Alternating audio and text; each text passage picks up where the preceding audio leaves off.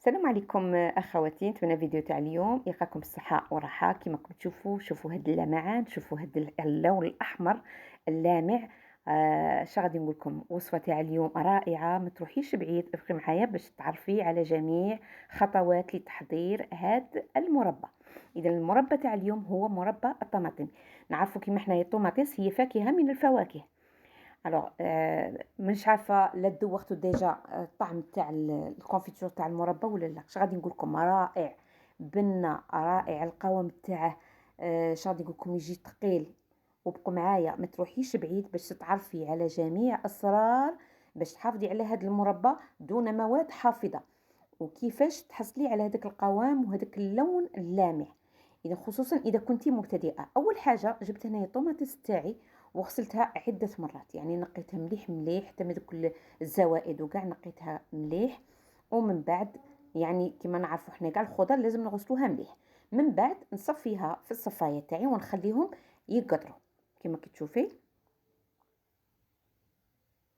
هو سهل التحضير، ماشي زعما واعر، غير شواله الا قد يعني تعسيه. من بعد في نفس الوقت راني نغسل، جبت الطاجين تاعي، درت فيه شويه ماء وما غليتش الماء، حميته برك يعني قبل غليان حبسته. من بعد دخلت هذيك الطوماطيس خليتها لمده 10 دقائق، رحت نقضي اشغالاتي وخليتهم 10 دقائق يتفاعلوا في هذاك الماء باش وقبل ما دخلتها في الماء درت هذاك الاكس، سمحوا لي نسيت ما قلت لكمش، باش تسهل علينا عمليه نقلعوا هذيك القشور. بون هذه الخطوه الاولى ديري في الماء حامي، ومن بعد تقلعي هذيك القشور. من بعد جبت هنايا بغيت نقلع هذوك الرؤوس تاع الطوماطيس ونقطعهم على 4، يعني الحبه كل نص نقسمه على 2.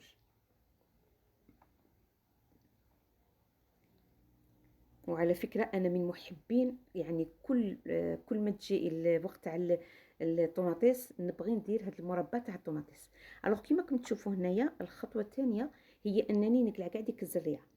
وبالنسبة لهذيك الزريعة أنا ما غاديش نرميها، غادي نخليها نستعملها في أكلات أخرى. كيما قلنا احنا في المطبخ ما كاش حاجة تترمى. الوغ نقيت كاع الطوماطيس تاعي من هذيك الزريعه. بون الا بقات زعما كلكو زعما هكا حبيبات ما كاش مشكل، المهم يعني نقلعوا القاوي نقلعوه. ومن احسن تستعملوا هاد الطوماطيس الطويله. علاه؟ باسكو تجي ملحمه، هاد الطوماطيس تجي ملحمه ميم بور لاصوص. اللي تبغي دير لاصوص دير هاد النوع تاع الطوماطيس.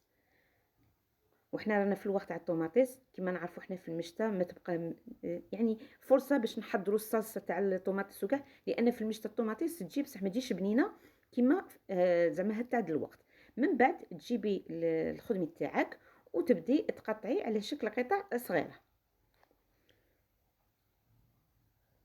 اش غادي نقول لكم؟ روعه في البنه، انا من محبين المربى تاع الطوماطيس.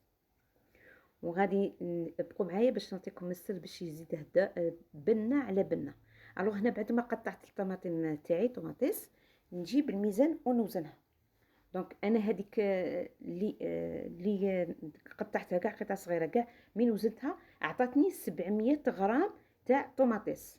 700 غرام تاع طوماطيس، يعني ماشي 700، 765. الوغ 765 غرام تاع الطوماطيس غادي ندير لها 600 غرام تاع السكر. هي كاين يديروا عبر بعبر، يعني شاول عبر بعبر بث 700 غرام تاع طوماطيس يديروا لها 700 غرام تاع السكر. انا ما بغيتهاش باش تجي حلوه بزاف. الوغ كيما كتشوفي هنا خليت الميزان باش تشوفي مليح باللي 765 درت لها 600 غرام تاع السكر. وبالنسبه للمربى نعرفوا حنا من نطيبوه ما يخش تلهي عليه، يعني تكوني امامه وتعسيه. خاش كنت وسام مره على مره تحركيه، خاش كون مع السكر يهود هذيك الفاكهه تهود تحت ينحرق لك. الوغ هنايا جبت الطوماطيس تاعي اللي وزنتها وضفت لها السكر وخلطتهم. ملاحظه السر من الاسرار، خليته ليله كامله، خليته ليله يعني تقريبا 24 ساعه، خليته يمصيري باش الطوماطيس تطلق الماء تاعها.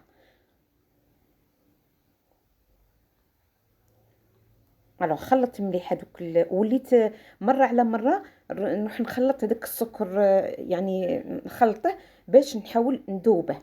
وخليته وغطيته وخليته حتى الغدوه باش عاد بديت نطيبه. الوغ كيما هنايا الصباح قلعت الغطاء وعاود حركت، لقيت السكر تاعي مهود قاعد تحت، نحرك مليح. ومن بعد غادي نبدا المرحله تاع الطياب. بالنسبه لمرحله تاع الطياب، جيبي طاجين يكون شويه ثقيل ولكن شويه خفيف، الا تعسيه مليح. الوغ تحطي هذاك الطوماطيس تاعك في الطاجين كيما راكي تشوفي. والاولى من نديرها على النار، نديرها على نار قويه لمده 10 دقائق. 10 دقائق نخلي على نار قويه كيما كنتم تشوفوا راه يغلي. من بعد 10 دقائق اش غادي ندير؟ غادي نقص له النار، نقص له النار، ومره على مره نحرك، مره على مره نحرك، يعني ما نلهاش على المربى تاعي.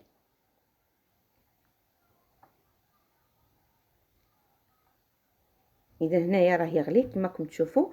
هنا الغليان نقص عليه، نقصت له النار، نقصت له النار ووليت ساعه ساعه نفيريفي الطياب تاعه. وهنايا حاجه اللي ما صورتهاش، اللي يعطيك يزيد يعطيك الذوق لهذا المربى تاعك، عود قرفه. قيسي عود قرفه ومن تكملي الطياب قلعيه هذاك العود. وكيما نعرفوا كيما كاع المربى اللي ديريه لازم تقلعيه ديك الرغوه، خاطر ديك الرغوه لو كان تخليها وديريها في البقال تاعك غادي الكونفيتور تاعك يغمن لك ويفسد. وعلى فكره المربى ما نديروش في الكونجيلاتور، جامي نديرو مربى في الكونجيلاتور. غادي نوري لك الطريقه في الفيديو اخر. استعملت البقالات درتهم لا ستيريليزاسيون تاعهم باش نستعملهم للمربى تاعي وما يفسد لي شو يقعد لي مده اطول. ادوك كيما كتشوفوا الطياب قبضت مغرف ودرت شويه تاع الاخر ولا الطبسي هذاك كنت دايرته في الفريجيدير في المبرد. ودرت خط، مي تشوفي خط هذاك قاعد مطراسي يعني المربى تاعك هطال. بالنسبه لهذا البقال غسلته ومن بعد غليته ومن بعد درته في الفوق. غادي نديكم فيديو نوريكم كيفاش ديروا لا ستيريليزاسيون تاع البقالات تاعكم للمربى ولا للطوماطيس اللي تطحنوها. الوغ من بعد تعمري هذاك البقاليق، تعمريه مليح مليح، يعني تعمريه حتى للفوق. ومن تعمريه تبلعيه، هذا هو السر باش الاخر تاعك ما يخسرلكش. وحامي البقال يكون حامي، تعمريه كونفيتور تاعك وتبلعيه وتزيري، ومن بعد تحطيه وتقلبيه على العكس تاعه وتخليه. اذا هذه هي الوصفه تاع اليوم. نتمنى الفيديو تاع اليوم نال اعجابكم. الى فيديو اخر ان شاء الله، مع السلامه. وخلوا لي تعليق، هذا يهمني كثيرا.